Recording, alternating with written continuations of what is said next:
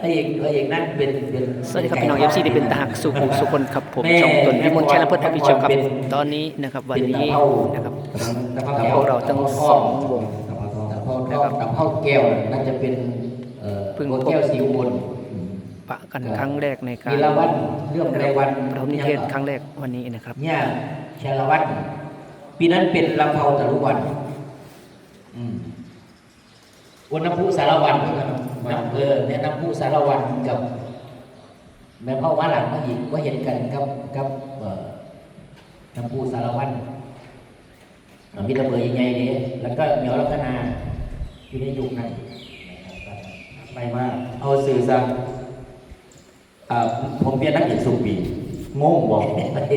งงไหมแต่อยู่เดือนเพ็ญแล้วเป็นปีแรกครูกับแต้วสุจินตาตอนนี้เป็นนางเอกปฐมอันนี้คือนางเอกคนแรกของผมเลยคนที่สองน้องแป๋วเสร็จปุ๊บใหญ่บ้านี่พวกแอบพีพรพวกสองเหนียวปีต่อมาแอนแล้วก็ก้อยปีต่อมาก้อยชาลินีปีต่อมาพิสูแม่บอกพิสูแก้วน้ำมาแก้วน้ำมาแล้วออมแอมปีละ2 ปีปีเดียวเป็นนางเอกทุกปีแล้วปีล่าสุดน้ำหวานน่ะเปลี่ยนสุดปีเอางงขึ้นกันเลยปีนี้เปลี่ยนก็ต้องเปลี่ยนอีกผู้ใดเนาะจะเป็นนางเอกผู้ข่อยมาเนี่ยปีนี้ได้เรื่องราวกาลาปีนี้วงสองในวงสองอาจารย์พรกว่าอาจารย์ก็เขียนเรื่องราวมาเสร็จเป็นที่เรียบร้อยแล้วตอนนี้มีโทรวัดสายเมื่อกี้นี่เราดีนี่เลยเราประชุมแล้วเราจังสีออกมาเรื่องเกียรติก่อนเล่าเอาเป็นวันเขาสิพักประกอบยิงคุยกันหลังจากเอาแบบนั้นเลยเนาะหรือใครคิดว่ายังไงพี่ตั้มว่าไง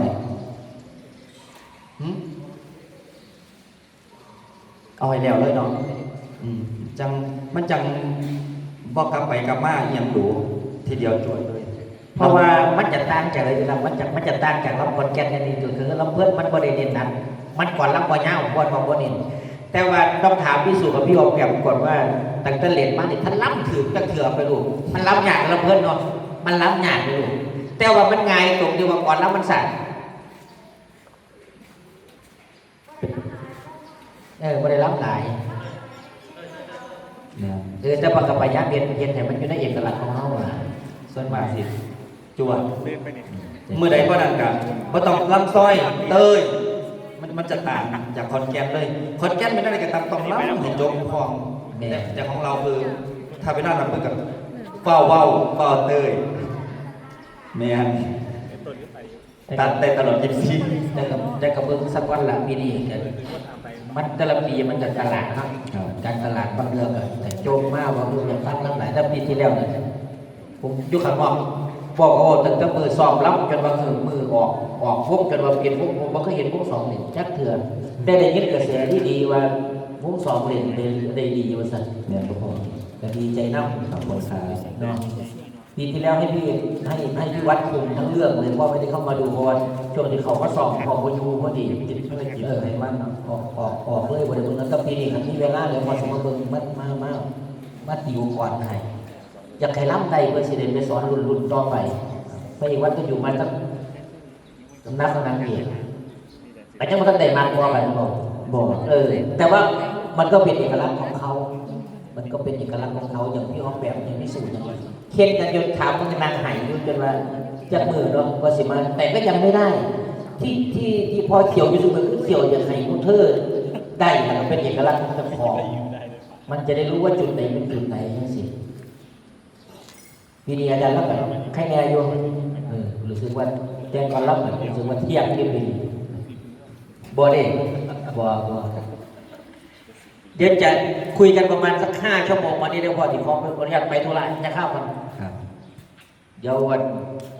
สิได้ไปหาลูกสาวไปส่งเมื่อกี้สิได้ไปหาพี่ได้วันนี้แล้วยังสิมาเงาๆนั่งปัจจุบันประเด็นไม่ต้องห่วงมีอะไรฝากพี่วัดกับผู้จัดการการชัยของครูเอ็นผู้ไกลก่อนรับเขาสิแยกไปไทยเอกสารข่าวครับ เราเอาไปเห็นแล้วมาอย่างเดี๋ยวเอาให้พ่อกระชัยคุยลองก่อน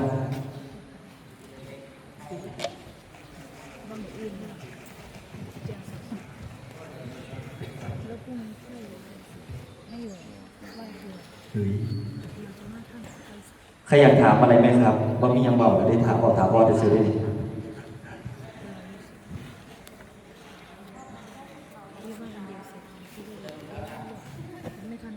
ครบ15 ปีโอ้ยยี่ว่า15ทอ14 บาทก่อนกับพ่อเปียปานีครบ15 ปีผู้มีโชคผู้มีวาสนาทำบุญเยอะๆเสียงโลที่บ้านก็จะเป็นสำนักสงฆ์เตยเสดอคนเป็นปาดาเลยบอกก็จะไปเที่ยงเอาก็จะไปอยู่น้ำอยากให้ทุกคนขยันอดทนบางคนว่าขอยคือบทได้เป็นนักเอกขอยคือบทได้เป็นพระเอกคือบทได้จับไม้บางครั้งการจับไม้ก็ไม่ได้รวยเท่าจับโทรศัพท์เล่นโซเชียลมันเป็นยุคนี้สมัยนี้มันมาอันดับหนึ่งเราใช้มันเป็นประโยชน์ลองเพลงบอกเก่งเล่นโซเชียลเก่งก็รวยเท่ากันเล่นให้มันถูกเล่นให้มันเป็นเล่นสล็อตหรือพ่อฮะเล่นสล็อตบอกเจ๊ง เดี๋ยวเราก็คุยกันบอกเอกมาแล้วครับผมถึงวนไล่ก็ต้องไล่น่าจะเป็นแขกว่าปีน่าจะเป็นแขกว่าปี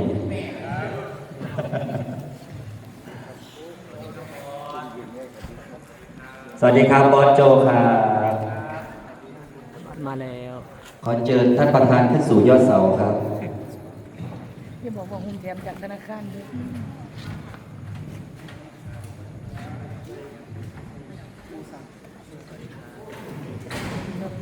ครับก็20 ปีมาแล้วนะ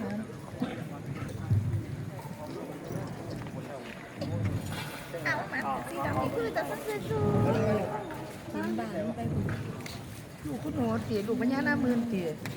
ไม่ใช่ที่ดำนี่นะ ยูน คนนี้ผู้สาวมันเอา ป้า เข้าอยู่เซอร์ไพรส์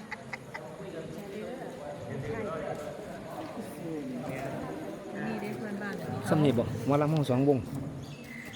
เพราะฉะนั้นน่าจะขาดไหลสวัสดีนะคะ โอ้นี่ได้พระเอกไหม โอ้ ได้พระเอกไหม เก้าอี้เรามีขายนะคะ50 บาทค่ะ ผู้หาย50 บาท เอามาสิแปลมาก่อน ไม่มีคำว่าก่อนหลังค่ะไปอย่างนี้เซเว่นไม่ถูก มางามแต่มาตัวนี้คุณแม่ใส่ละลูกเขาอีเนี่ยหูเติงความในหูกัด เหมือนอันนี้เหมือนกันเนาะเอวแบบ เป็นยังไงดิพัดยังไงดิพัดเงียน พันคุย พัดเกี่ยว ขอบคุณการติดตามพี่น้องครับขอบคุณทุกกำลังใจนะครับ